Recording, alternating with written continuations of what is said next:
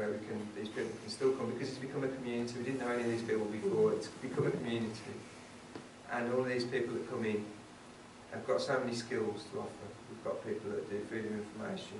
We've got people that do masses of Twitter. We've got people that collect real good stories, and all of those things together has made the campaign.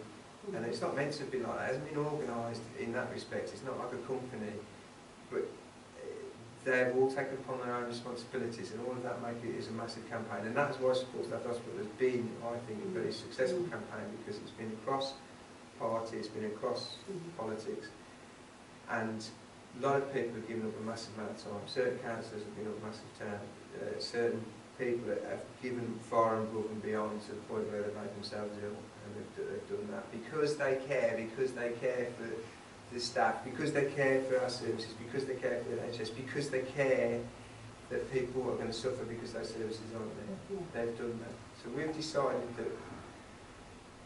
that we would stand as independents for the council. We can't stand, Karen thankfully has stood as, as an MP. We can't stand for county council, with people I really like to get to at the moment because there's no elections. So we've decided that we would stand as independents, and I've decided I will stand as an independent. We want to do something slightly different now. We want to get the people of the town to participate.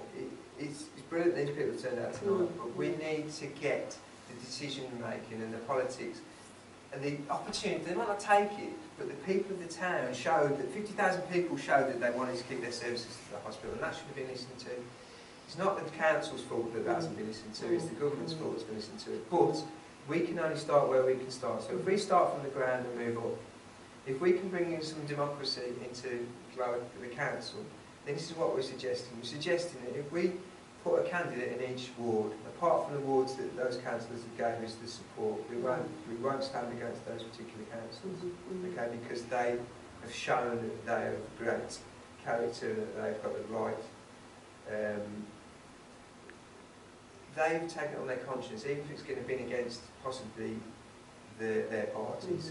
Obviously, certain parties are in government, and their council is that, you know, this Conservative council, and that might have gone against what they wanted. And then obviously we've got the people like Rowe Draper who absolutely stood up for the hospital totally.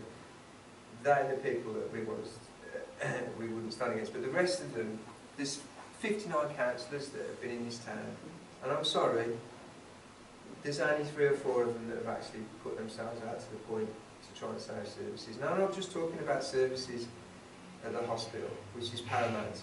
It's youth services. It's the fact that, you know, the libraries. There's areas that the Borough Council can't do anything about, but they should be putting pressure on the county council as well. And health scrutiny committee, right? People like Rowan has educated himself on that. But if we're going to scrutinise health, and we're sitting there in a meeting, the county council scrutiny committee meeting, which is the other Monday, and they are asking questions. Okay, Mr. Hackett, what's your deficit for last year? What's your deficit going to be for this year? And when he turns around and says, oh, we're going to break even, and the person, well, that's really good, yeah. Oh, sorry? And we're all going, hey, what are you talking about? You're 16.9 million in the red, and you know, you're not going to break even. But the person there didn't have the knowledge or never looked into it to actually go back to, hang on a second, it says here you're 16.9 million in debt. Why are you taking our emergency services away? Why is it safe that when you've got the worst? None of that was scrutinised properly by county council. They just passed everything and said, yeah, all these services are correct. That's not right. So we want to have some more input into that. Now the thing is, there's expenses there for people that attend meetings. If they don't attend the meetings and do the job properly, they shouldn't get paid that money. That money could be used to get in people. If I don't know, if I could have brought you along, if I got a problem, somebody's come to me and said, we think theatre's wrong, the emergency surgery is unsafe at Stafford, all right, or at Stoke or somewhere. Okay, would you mind coming along to the meeting? I'll sort you out your expenses. I will need you sitting next to me so I can ask this person here, is this right, is this right? And I can turn to you and you can say, what would you think of that? You know, you're a specialist.